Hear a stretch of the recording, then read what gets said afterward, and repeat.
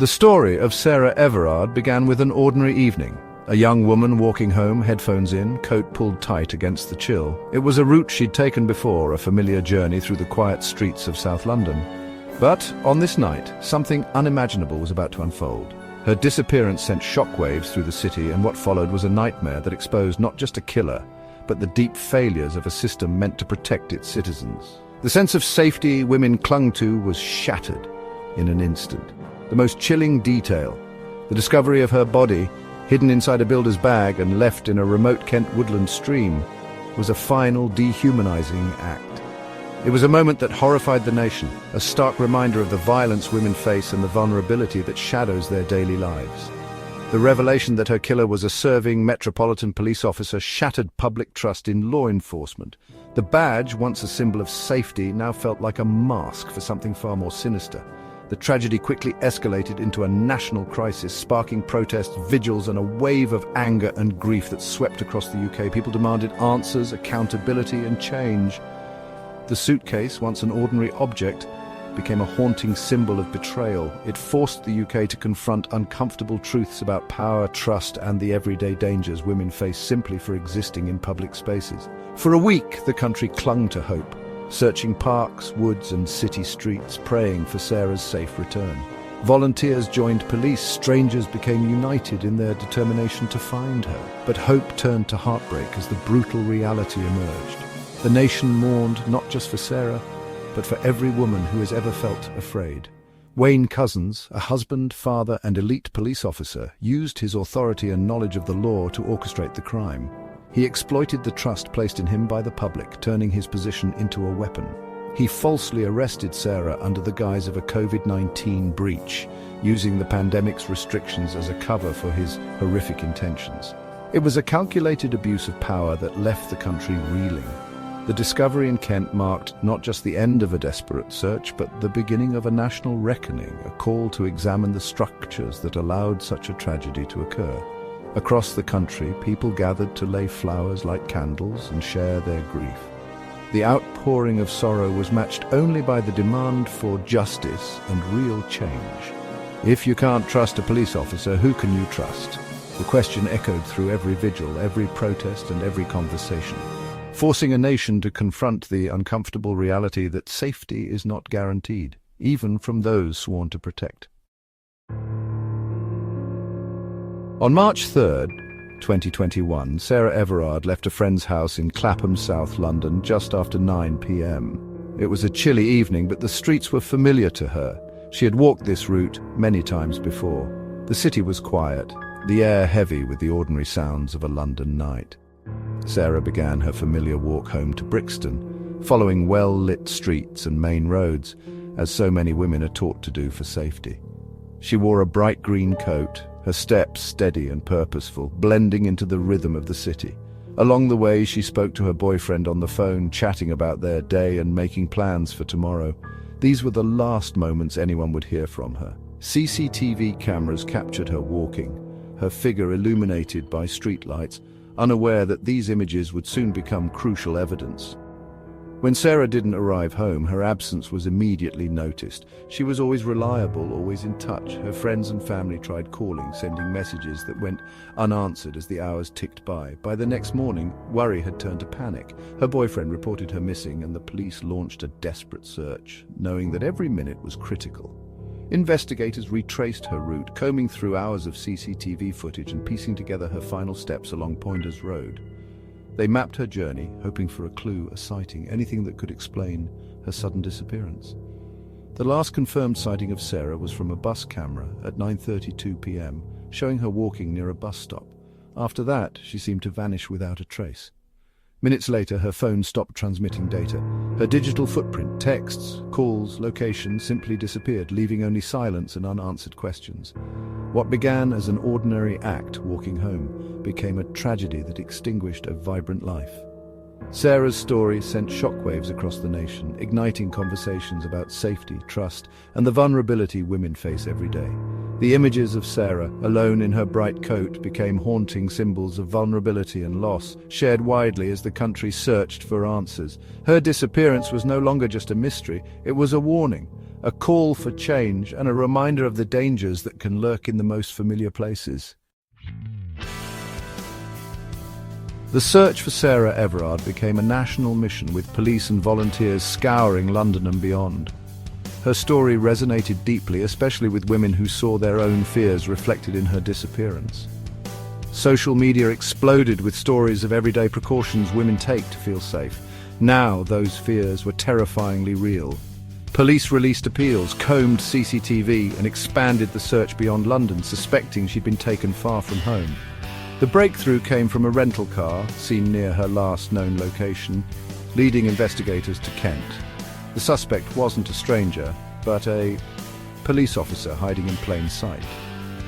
On March 9th, Wayne Couzens was arrested, and hope for Sarah's safe return faded into horror. The nation braced for the worst. Wayne Couzens' arrest sent shockwaves through the police and public alike. The revelation that a serving officer could commit such a horrific crime shattered the trust that many had placed in the very people sworn to protect them. Headlines blared across the country, and the sense of disbelief was palpable on the streets. For many, it was a moment that would forever change how they viewed the police force. A trusted officer, he used his knowledge of police procedure to plan and execute the crime. Couzens' familiarity with the law and his position of authority gave him a chilling advantage. He knew exactly how to appear legitimate, how to manipulate the system, and how to avoid suspicion, at least for a time. His uniform, once a symbol of safety, became a tool for deception. He booked a rental car, finished a shift, and drove to Clapham to hunt for a victim. The calculated nature of his actions was chilling. He blended into the night, his every move deliberate. The streets of London, usually bustling with life, became the backdrop for his predatory search. He was methodical, patient, and terrifyingly prepared. Couzens used his warrant card and handcuffs to stage a fake arrest, exploiting COVID-19 rules as a pretext. The pandemic had given police extraordinary powers, and he twisted those rules for his own sinister purpose. By invoking the authority of the law, he made his actions seem routine, even justified to anyone watching. Sarah, law-abiding and sensible, had no reason to doubt him.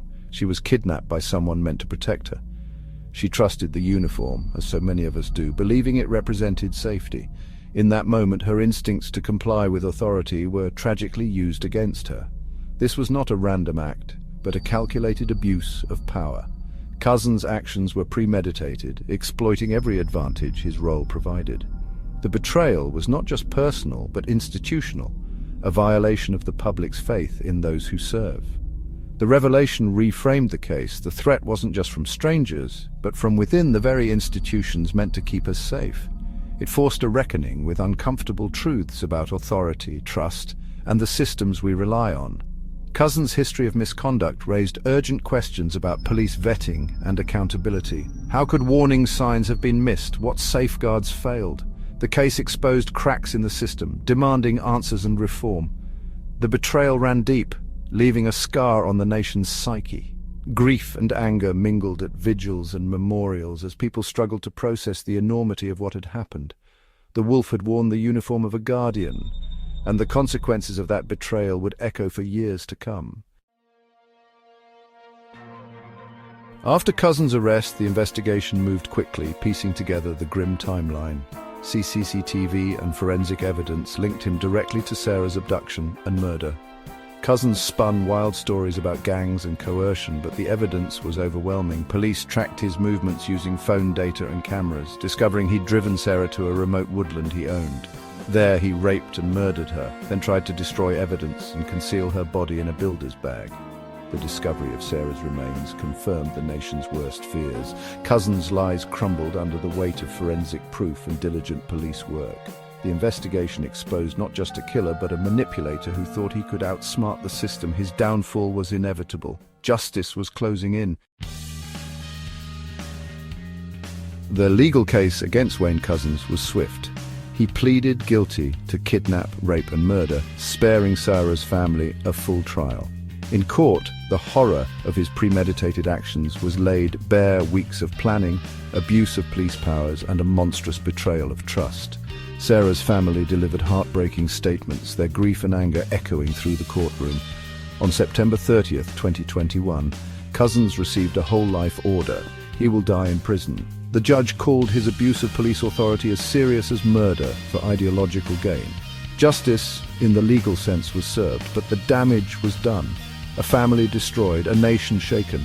The repercussions of his actions were only beginning to be understood. The sentence was final, but the questions remained. How could this have happened? Even after Cousins' conviction, the scandal deepened. An internal audit revealed 7 officers had accessed confidential files about Sarah's case out of morbid curiosity, not for police work. They viewed sensitive documents, including investigation logs and even X-rays, during the most critical days of the search.